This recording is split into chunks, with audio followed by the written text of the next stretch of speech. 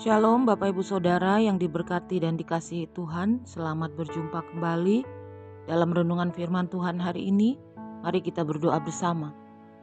Kami datang padamu saat ini Tuhan. Kami bersyukur, kami berterima kasih Tuhan selalu baik dalam hidup kami. Apapun yang harus kami lewati akhir-akhir ini, kami percaya semua di dalam pengamatan dan di dalam pantauan Tuhan. Saat ini biarlah hidup kami dipenuhi oleh firman-Mu.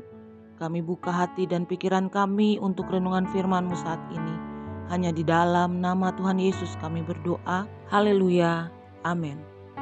Renungan firman Tuhan hari ini, saat tembok diruntuhkan.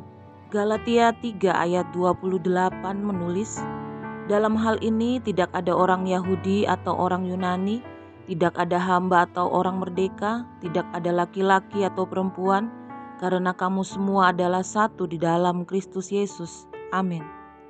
Bapak Ibu Saudara yang dikasihi Tuhan, perkataan dari Rasul Paulus ini mengagetkan jemaat gereja di abad pertama. Pada masa di mana pemisahan begitu jelas, suku, status ekonomi, dan jenis kelamin, Paulus dengan berani menyatakan sesuatu yang revolusioner. Dalam Yesus semua tembok pemisah ini diruntuhkan. Jemaat mula-mula adalah komunitas yang beragam dan rapuh. Orang Yahudi dan non-Yahudi datang dari berbagai keyakinan dan budaya yang berbeda. Para budak dan orang merdeka punya status legal dan sosial yang berbeda. Pria dan wanita beraktivitas dalam batas peran sosial yang sangat ketat. Namun Paulus bukan sedang berbicara tentang perbedaan yang tampak tersebut. Dia sedang menyampaikan bahwa hal-hal tersebut tidak lagi menentukan nilai, status, atau identitas seseorang di dalam keluarga Allah. Kesatuan bukan hanya fitur bonus dari Injil, melainkan adalah pusat dari pesan itu.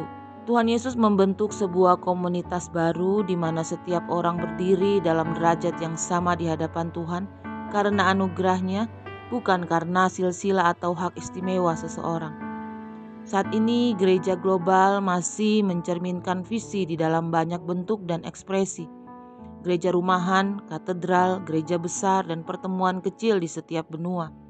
Kita mungkin menyembah dalam gaya dan bahasa yang berbeda, tapi kesatuan kita dalam Kristus mengatasi semuanya itu.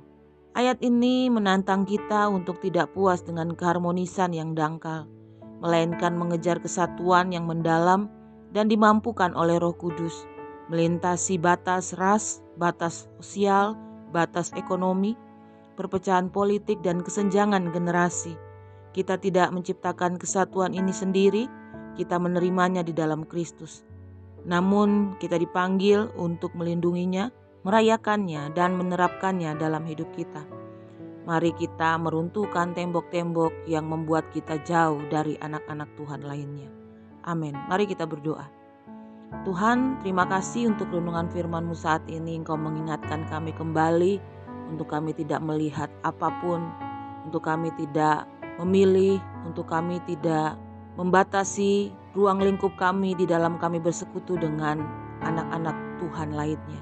Mampukan kami tidak memilih-milih teman, tetapi mampukan kami untuk menjadi orang yang selalu peduli, selalu memiliki hati yang selalu mau bergaul dengan orang lain, dan hati yang selalu mengasihi orang lain. Terima kasih untuk renungan firman-Mu. Berkati para pendengar saat ini dengan pergumulan mereka. Engkau tahu tidak ada yang tersembunyi bagimu. Engkau penolong mereka di dalam nama Yesus. Berkati bangsa dan negara kami Tuhan. Pulihkan, semakin Tuhan pulihkan. Jauhkan dari bencana dalam nama Yesus. Setiap prediksi-prediksi dari BMKG Tuhan, biarlah Engkau lewatkan bangsa kami dari setiap bencana-bencana itu. Di dalam nama-Mu kami berdoa dan berkat-Mu melimpah atas kami sepanjang hari ini. Haleluya. Amin. Selamat beraktivitas. Tuhan Yesus memberkati kita semua dengan limpah hari ini. Amin.